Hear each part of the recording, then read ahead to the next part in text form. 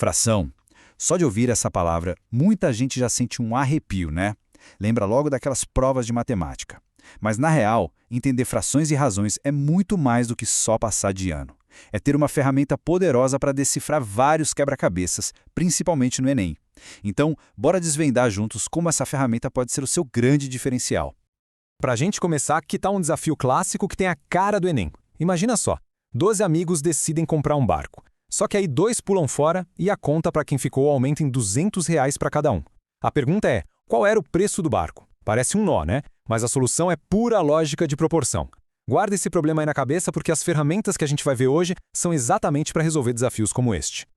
Pois é, a chave para resolver esse tipo de enigma, tanto do barco quanto muitos outros, está em dominar a linguagem das proporções, ou seja, as frações. Elas ajudam a gente a ver como as partes de um problema se conectam com o todo e a transformar o que parece um caos em algo bem claro. Sabe, para construir qualquer coisa que seja forte, a gente precisa de uma base sólida. Na matemática, a lógica é a mesma. Então a gente vai fazer exatamente isso aqui. Voltar para o básico, para a fundação de tudo, para garantir que está todo mundo na mesma página. Então, o que é uma fração, afinal? De um jeito bem simples, é um pedaço de um todo. Pode pensar numa pizza, num bolo, qualquer coisa que dê para dividir. É uma razão, uma comparação entre 2 números. E sabe o que mais é uma fração disfarçada? A porcentagem. Por exemplo, 50% é só um jeito mais chique de dizer 50 sobre 100, ou seja, metade, né? Beleza? E toda fração tem 2 partes que são super importantes. O número de cima é o numerador. Ele diz para a gente com quantas partes estamos lidando. O de baixo é o denominador, que mostra em quantas fatias iguais o nosso tudo foi dividido. É simples assim, gente. Quantas partes a gente tem, dividido pelo total de partes. Ok, com a base firme, vamos aumentar nosso vocabulário. Conhecer os diferentes tipos de frações ajuda a gente a bater o olho num problema e já saber qual é a melhor forma de atacar. Basicamente, a gente tem 3 tipos principais. A fração própria, que é aquela menor que um inteiro, tipo 2/3, a imprópria, que já vale mais que o inteiro, como 7/5, e, por fim, a mista, que já mostra tudo de uma vez, a parte inteira e a parte da fração. Saber esses nomes ajuda muito na hora de raciocinar. Certo. Base pronta, vocabulário afiado, agora é hora de montar nosso kit de ferramentas. Com essas operações que a gente vai ver, qualquer problema com fração começa a ficar mais fácil. É tipo ter o chaveiro certo para abrir qualquer porta que aparecer. Olha, para somar e subtrair tem uma regra de ouro. Sempre olhar para o número de baixo, o denominador. Se eles forem iguais, maravilha. É só somar ou subtrair os números de cima e manter o de baixo. Agora, se forem diferentes, aí a gente precisa primeiro achar um denominador em comum usando o bom e velho MMC para deixar todo mundo na mesma base antes de fazer a conta. Agora, multiplicação. Essa é a mais tranquila de todas. Multiplica o de cima pelo de cima e o de baixo pelo de baixo. Simples assim. Já na divisão, tem um truque bem legal. Você repete a primeira fração e multiplica ela pelo inverso da segunda. Com essas 4 operações na mão, a gente está pronto para qualquer coisa.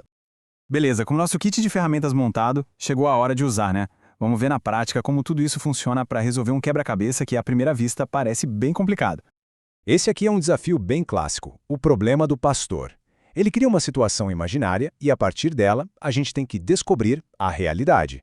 E a solução, claro, está toda no uso esperto das frações. Então, primeiro passo. Vamos entender o que foi distribuído nesse cenário que ele imaginou. O pastor fala em dar 1/3, 1/4 e 1/6 do total de ovelhas. O que a gente faz? Soma essas frações para ver que pedaço do rebanho ele realmente distribuiu. Aqui a gente pega nosso kit de ferramentas. A gente vê que os denominadores são diferentes, 3, 4 e 6. Então, MMC neles, que dá 12. Aí a gente ajusta tudo para essa base 12 e as frações viram 4/12, 3/12 e 2/12. Somando tudo, chegamos em 9/12. Essa é a fração do total de ovelhas que foi distribuída.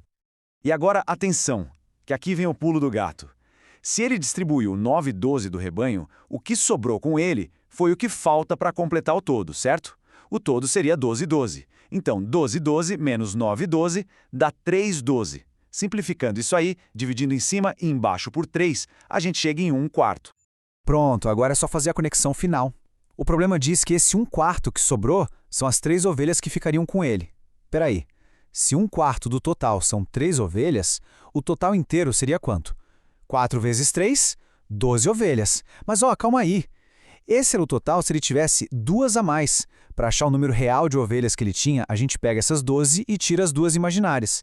E pronto, chegamos na resposta. O pastor tinha, na verdade, 10 ovelhas.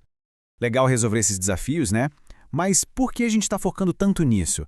Porque essa habilidade de transformar um texto, um problema, em proporções é uma verdadeira chave mestra para uma das provas mais importantes que existem por aí. Pois é, problemas de razão, de fração, de porcentagem, isso cai direto no Enem. E a mesma lógica que resolveu o enigma das ovelhas, resolve do barco lá do começo. Pensa comigo, os 10 rapazes que ficaram tiveram que pagar R$ 200 a mais cada um. No total, isso dá R$ 2.000, certo? E esse dinheiro serviu para quê? Para cobrir a parte dos 2 que saíram. Opa! Então a parte desses 2 era R$ 2.000. Logo, a parte de cada um era R$ 1.000. E o preço do barco? Bom, se eram 12 amigos e a parte de cada um era 1.000, é só fazer 12 vezes 1.000, R$ 12.000. Viu só? É a mesmíssima lógica. É isso que o Enem testa. Então, para a gente fechar, o que é mais importante levar daqui? Primeiro, frações são só um jeito de comparar números. Segundo, aquelas operações básicas são o seu kit de ferramentas para tudo. Terceiro, é a prática que vai fazer a teoria virar ponto na prova. E o mais importante de tudo, o segredo é entender a lógica por trás das coisas. E não só decorar um monte de fórmula.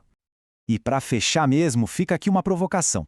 Se a gente usou frações para entender a divisão de um rebanho, o preço de um barco, o que mais dá para analisar com essa mesma lógica? Uma receita de bolo, um desconto numa loja, como dividir o tempo de estudo. Onde mais no dia a dia essa linguagem das proporções pode ajudar a gente a ler o mundo de um jeito diferente? Fica a reflexão. Até a próxima!